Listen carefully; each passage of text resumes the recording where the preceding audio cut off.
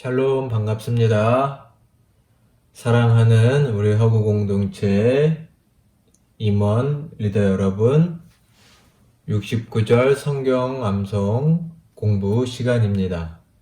오늘은 10파트의 11번째 구절, 주제로는 6번째죠. 유혹에서 도우심이라는 주제로 오늘과 다음 시간에 함께 말씀을 나눠보도록 하겠습니다. 오늘은 히브리서 2장 18절의 말씀을 본문의 맥락을 통해서 한번 살펴보도록 하겠습니다. 자, 먼저 한번 2장 18절 말씀을 읽어볼까요? 그가 시험을 받아 고난을 당하셨은즉 시험 받는 자들을 능히 도우실 수 있느니라. 구절은 짧습니다. 앞부분에는 예수님께서 시험을 받아 고난을 당하셨다, 이렇게 앞부분의 내용이 하나 있고, 후반절에는 시험 받는 자들을 예수님께서 능히 도우실 수 있다. 제목은 이 시험 받는다라는 것을 유혹이라고 제목을 정했습니다. 그리고 그것을 주님께서는 도우실 수 있다라는 주제죠. 그래서 크게 먼저는 시험을 받아 고난을 당하신 예수님을 살펴보고, 그 다음엔 시험 받는 자들, 우리를 도우신다는 것을 말씀을 통해서 살펴보도록 하겠습니다. 자, 먼저 예수님께서 시험을 받으셨다, 고난을 당하신다 라는 내용인데요. 자, 여러분, 오늘도 성경 말씀을 히브리서 2장을 펴셔서 같이 한번 보도록 해보겠습니다. 히브리서 2장 18절에 있는 본문의 맥락은 크게는 1절부터 18절까지 이어진다고 볼 수 있는데요. 일단 예수님께서 시험을 받으셨다는 것이 무엇인지를 살펴보기 위해서 우리 14절의 말씀을 한번 같이 봉독을 해보도록 하겠습니다. 14절의 말씀입니다. 자녀들은, 이건 사람들을 말하고 인류라고 말할 수도 있겠습니다. 혈과 육에 속하였음에 그도 또한 같은 모양으로 혈과 육을 함께 지니심은 죽음을 통하여 죽음의 세력을 잡은 자 곧 마귀를 멸하시며. 여러분, 히브리서는 많이 안 읽어보셨을 수도 있고 조금 어렵다고 느끼실 수도 있는 부분이기도 합니다. 자, 한번 천천히 볼까요? 일단 사람들은, 14절 자녀들은, 사람들은 혈과 육에 속했다라는 것. 혈이란 말은 피죠. 육. 물론 육에는 피가 포함되어 있지만 여기서는 표현상 나눠져 있기 때문에 어떤 물리적인 육체, 물리적인 피, 이런 것들을 말합니다. 혈과 육이란 어떤 물리적 상태를 말하는 거죠. 그것은 반대로 말하면 영적인 상태, 보이지 않는 내면의 상태와 반대 개념에 서 있는 거라고 말할 수 있겠습니다. 사람들은 혈과 육에 속했는데 여기서 그도 또한에 있을 때 그도가 예수님을 말합니다. 예수님. 예수님도 또한 같은 모양으로, 같은 모양이란 사람의 모양이죠. 모양으로 혈과 육을 함께 지니셨다라고 되어 있습니다. 이거 중요한 것이 한 가지 나옵니다. 예수님도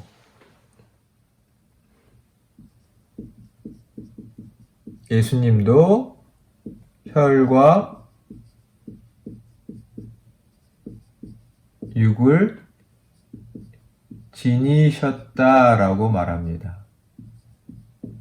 예수님도 혈과 육을 지니셨다. 즉 인간과 같은 모양이시다 라고 말할 수 있습니다. 같은 모양으로 이 땅에 오셨다라는 말씀이죠. 그리고 14절 계속 말을 하기를 이 혈과 육을 가지고 오셔서 죽음을 통해서 죽음의 세력 잡은 자 마귀를 멸하셨다라고 말합니다. 조금 더 설명을 해볼까요? 왜 혈과 육을 가지고 태어나셨냐면 인간과 같이 죽음을 당하실 것이고 이 죽음을 통해서 죽음의 세력을 잡은 자,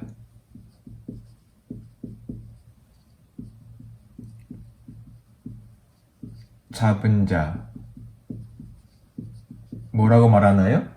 여기서는 마귀라고 말하는데 이 마귀를 멸하려고 하셨다라고 말합니다. 멸하려고. 자, 일단 먼저 언급해야 할 사항은 이 혈과 육을 가지셨다라는 것은 당시 고대 사람들에게는 거의 이해가 안 가는 내용들입니다.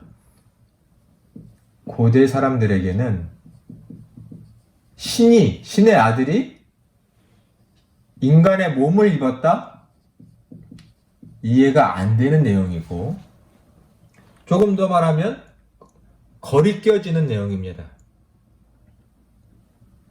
그래서 사람들이 이 예수 그리스도의 성육신의 복음을 미련한 것, 말도 안 되는 것으로 여겼다라고 복음서 이후에 서신서 성경에 많이들 나오죠.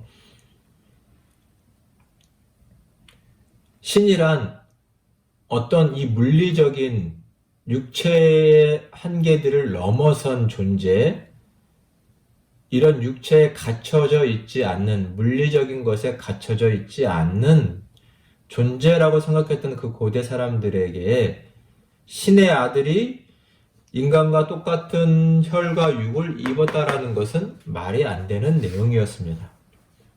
그러나 기독교의 복음은 하나님의 아들이 혈과 육을 지니신 존재, 인간과 똑같은 존재였다라는 것을 분명하게 밝히고 증언하고 있죠.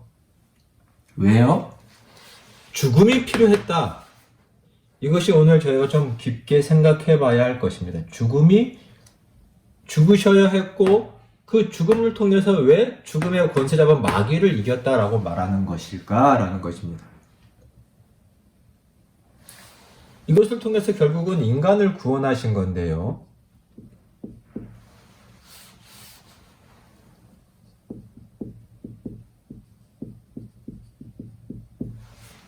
자, 일단 죽음을 통하여 죽음의 세력을 잡은 자를 마귀를 멸하셨다라는 것은 일단 묵상을 해보면 단순히 예수님이 십자가에서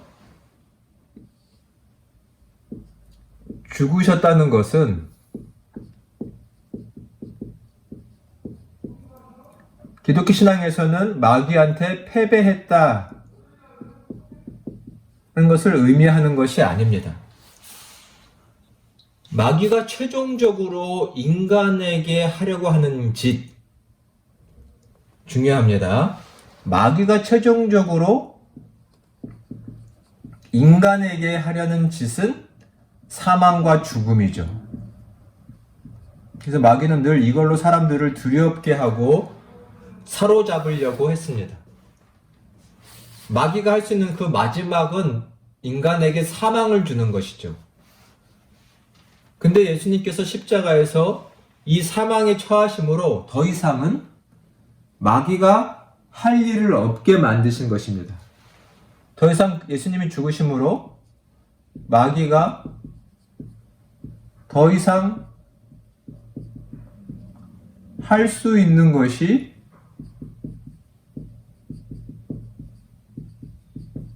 없어지게 하셨다라는 것, 이 내용을 깊이 이해해 주시기를 바랍니다. 그래서 더 이상 마귀는 사망으로 인간을 협박하고 위협했지만 그가 할 수 있는 그 모든 것을 할 수 없는 상태에 놓이게 되었다라는 것이죠. 뒤의 내용들을 통해서 이 내용을 조금 더 살펴볼 수 있을 것 같습니다. 이 내용을 전제로 사람은 시험을 받는 자다. 그리고 그 시험 받는 자를 예수님은 도우실 수 있다라는 것을 한번 생각을 해보도록 하겠습니다. 자, 일단 시험을 받는 사람들의 존재를 15절에서는 이렇게 말하고 있는데요. 같이 한번 읽어볼까요? 또 죽기를 무서워함으로 한평생 매여 종노릇하는 모든 자들을 놓아주려 하심이니. 표현이 어렵다고 느껴질 수 있지만 일단은 앞부분 죽기를 무서워함으로 한평생 매여 종노릇하는 모든 자, 이게 한 개죠. 그 다음에 그들을 예수님께서 놓아주신다. 자, 죽기를 무서워하는 자들이 있습니다.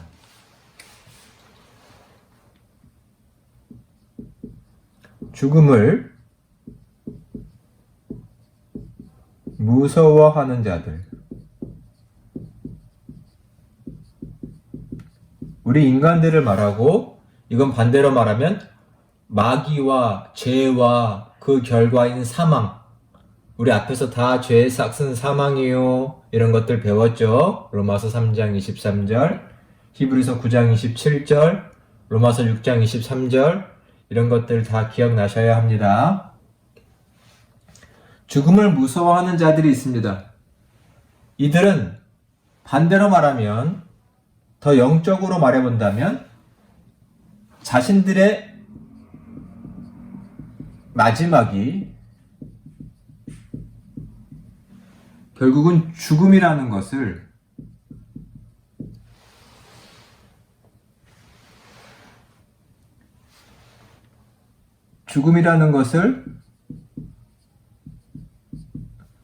느끼는 자들입니다. 죽음인 것을 알면서도 그것을 해결할 수 없어 깊은 불안에 쌓인 자들입니다. 그렇기 때문에 그들은 그 불안을 해결해 보고자 하는 반대의 모습으로 욕심과 집착이라는 것에 쌓이게 됩니다.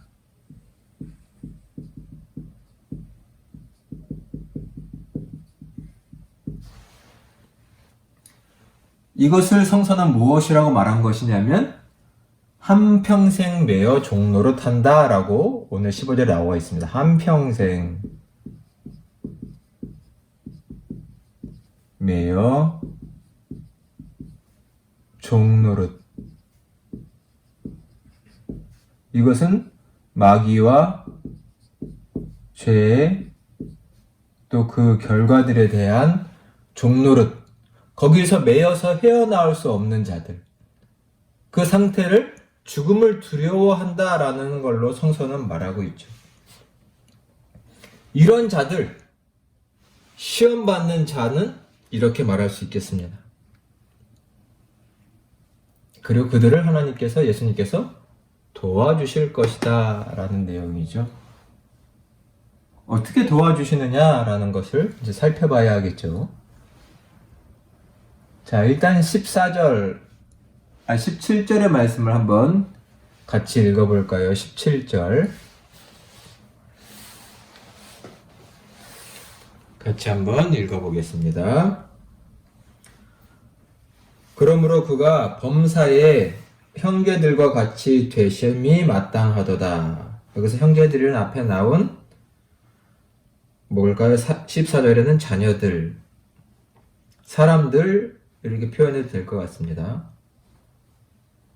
사람들, 형제들과 같이 되심이 마땅하도다. 이는 하나님의 일에 자비하시고 자비하고 신실한 대제사장이 되어 백성의 죄를 속량하려 하심이라. 그 다음이 18절, 그가 시험을 받아 고난을 당하셨은즉 시험받는 자들을 능히 도우실 수 있느니라. 일단 17절에 보면 예수님은 누구신가요? 하나님의 일에 자비하고 신실한 대제사장이라고 말하고 있습니다. 여기다 써보겠습니다. 예수님은 누구신가요? 하나님의 일에 신실하고 한결같은 대제사장. 이 대제사장이라는 개념이 오늘 깊이 이해해야 하는 부분입니다. 유대인들은 더 잘 이해하겠지만 우리는 조금 이해하기 어려울 수도 있죠. 일단 제사를 드리는 곳에서는 제사장들이 있고 대제사장이란 가장 큰 제사장을 말하죠. 이 대제사장은 하나님과 백성 사이에 서서 백성들의 죄를 하나님께 아뢰고 하나님의 용서를 백성들에게 전하는 매우 중요한 자리에 있는 사람들입니다. 제사를 통해서 백성들의 죄가 속량되도록, 속량이란 값을 치르는 거죠. 죄의 값을 치러지게 해서 죄가 없어지게 하는, 죄를 속량하게 하는 제사와 예식을 치르는 사람,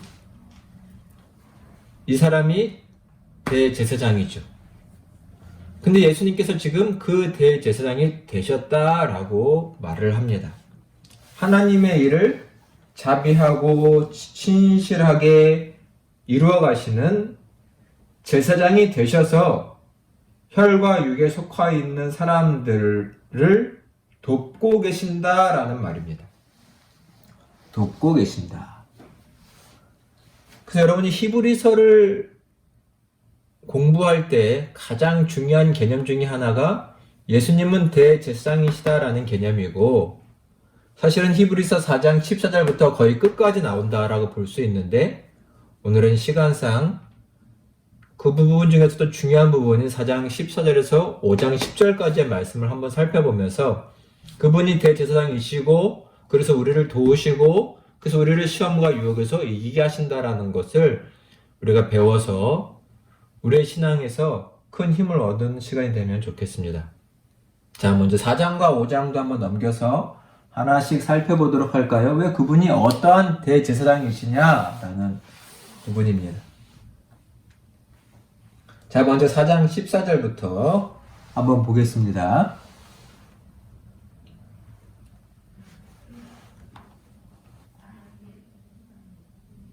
4장 14절부터 보도록 하겠습니다. 그러므로 우리에게 큰 대제사장이 계시니 승천하시니 곧 하나님의 아들 예수 그리스도라. 우리가 믿는 도리를 굳게 잡을지어다. 일단 14절에서는 분명히 말하기를 뭐라고 말하냐면 대제사장이 계신데 이분이 누구냐? 하나님의 아들 예수시다라고 분명히 말하고 있습니다.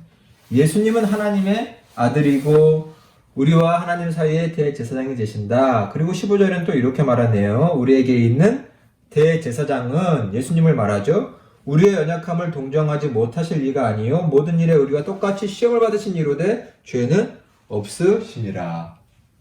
여기 보면 중요한 것 하나가 있죠. 목사님이 여기에다가 둔 구절이기도 합니다. 두 가지가 중요합니다. 여기 보면 대제사장은 일단 우리의 연약함을 동정하지 못하시는 멀리 계신 분, 완벽한 분이 아니라 우리의 연약함을 이해하고 동정하실 수 있는 분이라는 것이 중요합니다. 왜요? 그 답이 나오셔야 되죠. 왜냐하면 그분도 우리와 똑같이 혈과 육을 가지시고 고난을 받으시고 시험을 받으시고 죽음에 처해진 분, 고통과 아픔 속에 있던 분이기 때문입니다. 우리를 이해 못하시는 분이 아니라 우리를 이해하실 수 있는 분이라는 말씀입니다. 여기 보니 이렇게 똑같이 나왔죠? 우리처럼 그분도 시험을 겪어보셨다라고 말합니다. 우리처럼 그분도 시험을 겪어보셨다. 그러니 16절입니다. 그분께 어떻게 해야 될까요? 그러므로 우리는 긍휼하심을 받고 때를 따라 돕는 은혜를 얻기 위하여 은혜의 보좌 앞에 담대히 나아갈 것이니라. 우리를 동정하실 수 있고 이해하실 수 있는 분이니 그분의 긍휼히 여겨주심을 돕는 은혜를 얻기 위해 16절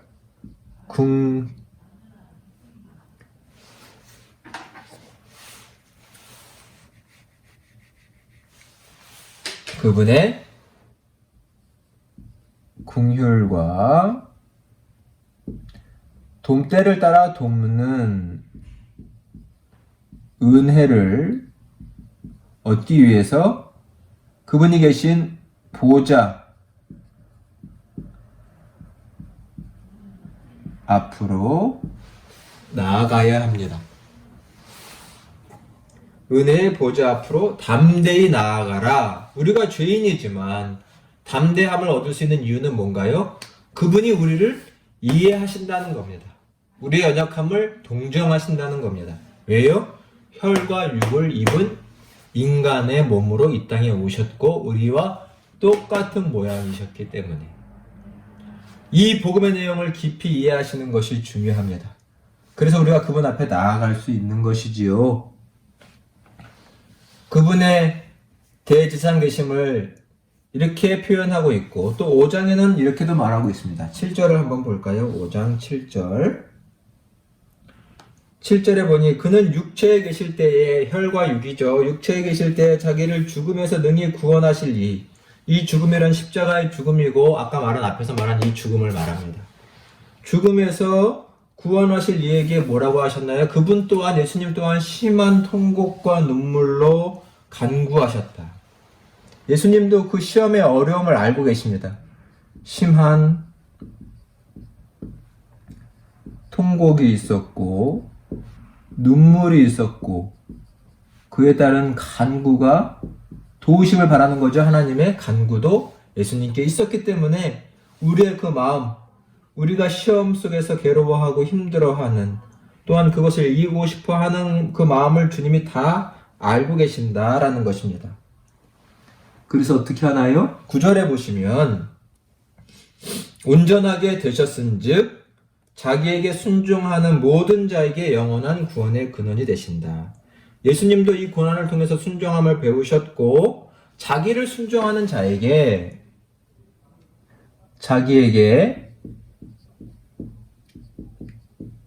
순종하는 자, 자신이 하나님께 순종하셨듯이 자기에게 순종하는 자에게 결국 영원한 구원의 뭐가 되신다고요? 근원이 되신다. 즉 구원을 하신다라는 말씀이겠죠. 즉 시험에서 이기게 하시고 유혹을 이기게 하심으로 우리의 삶을 도우신다라는 말씀입니다. 그분이 우리를 얼마나 깊이 이해하시는가를 히브리서의 말씀을 통해서 이해하는 것. 이것을 이해할수록 우리가 복음을 깊게 이해하게 되고 하나님의 사랑을 알게 됩니다. 그가 시험을 받아 고난을 당하셨은즉 시험하는 우리를 능히 도우실 수 있다. 이 짧은 구절이지만 담긴 큰 뜻을 한번 깊이 마음에 새겨주시기를 바랍니다. 이 시간 복습하고 마쳐보도록 하겠습니다. 예수님이 시험을 받으셨습니다. 왜요? 그분은 우리처럼 혈과 육을 가지고 이 땅에 오셨기 때문입니다. 우리 인간과 똑같은 모습으로 오셨죠. 당시 고대인들은 하나님의 아들이 인간과 같은 모양으로 온다는 것을 이해할 수 없었지만 그것이 하나님의 섭리였습니다. 혈과 육을 지닌 예수님은 죽음을 통하여 죽음의 세력을 잡은 자를 멸하셨다. 중요한 내용입니다. 즉, 마귀는 더 이상 할 수 있는 것이 없게 되었습니다. 모든 인간은 죽음을 두려워했지만 예수님께서 대신 그 죽음을 치르심으로 이제는 모든 인간들이 그 종국에는 그 죽음을 두려워할 이유가 없게 된 것이죠. 이것이 복음이고 이것을 받아들이는 것이 중요합니다. 마귀는 더 이상 할 수 있는 것이 없는 상태에 놓였다. 예수님의 십자가 죽음을 통해서. 시험 받는 자들, 즉 우리를 도우십니다. 우리의 이 상태를 도우시는데 어떻게 도우실까요? 일단 우리는 인간은 죽음을 두려워하는 존재라는 것을 깊이 이해해야 합니다. 죽음을 두려워한다는 것은 우리의 마귀의 종로를 타는 우리의 마지막이 죽음이라는 것을 느끼며 그 죽음을 두려워하는 자들. 그래서 그걸 무엇을 표현했냐요? 한평생 거기에 매여 종로를 타는 우리의 모습입니다. 그것은 깊은 불안이고 때로는 그 불안을 해결하고 싶은 욕심과 집착. 이 욕심은 다양하게 나타나겠죠.